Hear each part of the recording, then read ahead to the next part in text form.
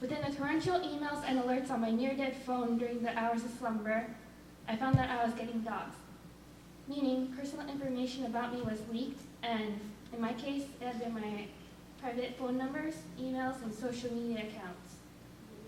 Any female within the gaming industry knows that it's only a matter of time before you're next, and now it was my turn. But as with anything in the battleground we call the internet, shit gets stirred quickly, animosity builds, and we're left wondering, when will this end? Unfortunately, my personal information fell into the wrong hands.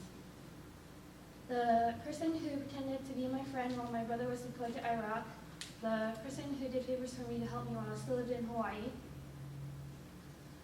the one who raped me finally found me again online after a decade of blessed silence because of the information breach. I was told I was the first of many. I was told that the world would hear about my memories.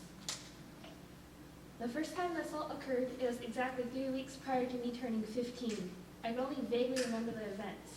I had told my friends I was going to take out the trash, that I was getting off the computer, and taking a break from the game we all played.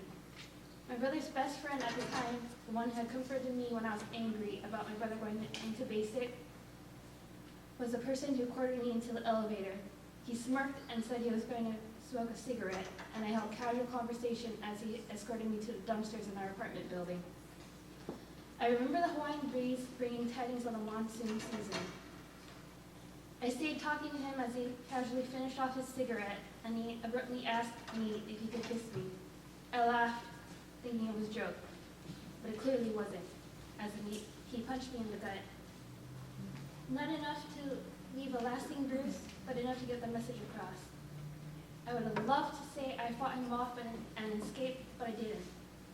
He forced his mouth onto mine, and all I tasted was alcohol and cigarettes.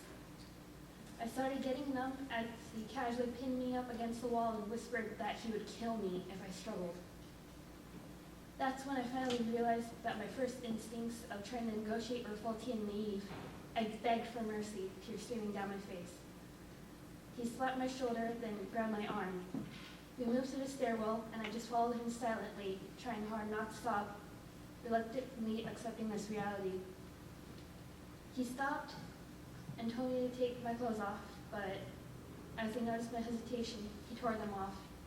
A young teenager had nothing on a high school wrestler. He was easily double my weight and a foot taller than me. Within this world of pain, I remembered the childhood prayers of when I still believed in deities. He grunted as he slowly yet surely had his way with me, our bodily fluids mingling, covering my body with a sticky, bloody resin. He roared as he finished, and I died inside. I don't recall the rest, and I don't want to know. I still have amnesia from that time frame, and even to this day, I don't remember a lot of things that happened that year. And there I was, 10 years later, memories of the past flooding in. I got up and slowly got dressed, then started exploring around San Francisco. My phone's battery was draining quickly, even with my spare batteries, all with messages of support drowning out the threats. Even though the Game Developers Conference was happening and I should check things out, I couldn't focus, but I attended a panel that seemed to be tailored to me, how to deal with harassment online. I left quickly afterwards, the last of my nerves crumbling as tears streamed down my face. I ended up going to Beard Papa's, a childhood favorite and something I was delighted to find out existed in America. I tore into a cream puff and started sobbing. The stress of the day was just piling up, and I curled up into a ball in the middle of a park within San Fran, feeling alone and confused. Hey, what are you up to? I texted a friend I knew was close by, because even though shit was happening, I just needed a friend right then. Want to go get sushi? Rosa offered, giving me the opportunity to have a friend amidst the panic attacks. On my way, I quickly responded back, pulling up Google Maps and found the bar, and I walked there, trying not to lose it and stand her up. She didn't deserve that, I quietly thought, so I headed in and found her sitting quietly, playing with her phone, her dark hair with the orange stripe complementing her orange dress and leather jacket. She grinned and mentioned, "You're so colorful."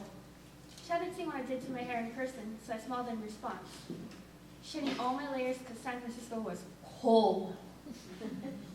"What are you craving? What do you want?" she asked. It should be a simple question. Ativan and nerves curled my speech, so I helplessly shrugged. She guided us to ordering a few things, and I tried oysters for the first time.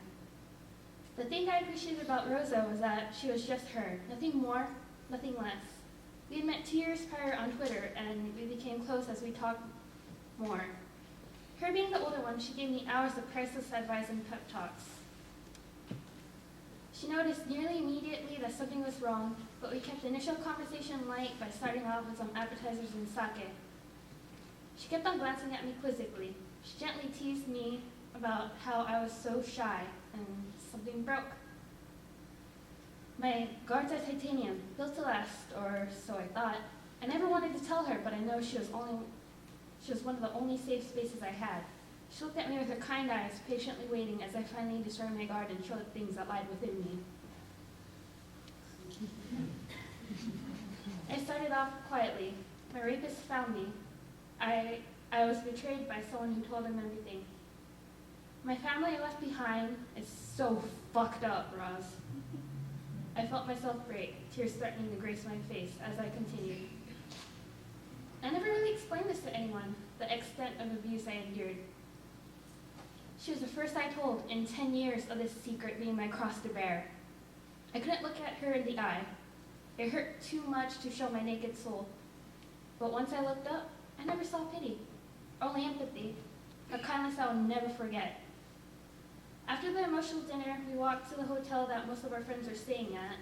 She ordered me a beer she thought I'd like, and she ordered her own drink. I had a sip of hers, and we talked about other things I don't remember, even though I desperately wish I did. I went to the restroom and came out singing along to the lobby music, the Verb Pipe, something I binge listened to in my youth. For the life of me, I cannot remember what made us think that we were wise and we never compromised. She smiled in surprise. She knew I was a musician, but I rarely sing in public.